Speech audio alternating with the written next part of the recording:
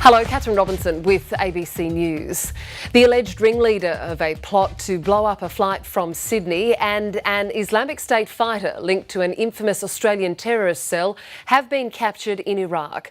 ABC Investigations reporter Sean Rubinsztein-Dunlop has been following the story and he joins us now. Sean, thanks for joining us. What can you tell us about these two? Catherine, these arrests have been a closely guarded secret in the US-led coalition, but senior Australian government officials have told me that Tariq Kayat and Ahmed Murhi were arrested in Iraq early this year. Now, Tariq Kayat is the biggest scalp. Both would have been high on the wanted list for Australia. Tariq Kayat is the alleged ringleader of an Islamic State plot to blow up an Etihad flight from Sydney in July last year with 400 passengers on board.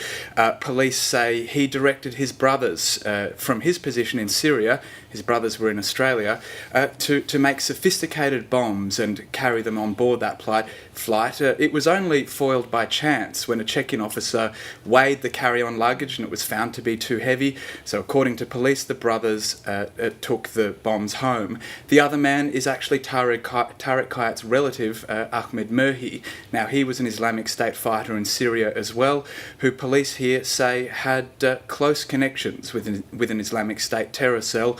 That cell in Sydney was responsible for several terror plots, including the 2015 Parramatta shooting. How big an opportunity do these arrests provide for our intelligence officers and agencies here? Look, these arrests are enormously significant for Australian and international intelligence agencies, given particularly Tariq Kayat's senior position in Islamic State Command and both men's connections to suspected terrorists in Australia. It means that Australia will be trying to get access to these men, to interrogate them, to interview them, to try to find out what they can tell us about Islamic State Command, Islamic State's global network, and Islamic State's connections into Sydney, given that both of these men are suspected to have been connected to very serious terror plots. It also means potentially that these captures have cut off one of the several heads of the Islamic State monster, so to speak. You mentioned getting access to these men. Legally, what now for the pair, particularly Murhi? Is it likely that he'll be extradited to Australia or face court overseas?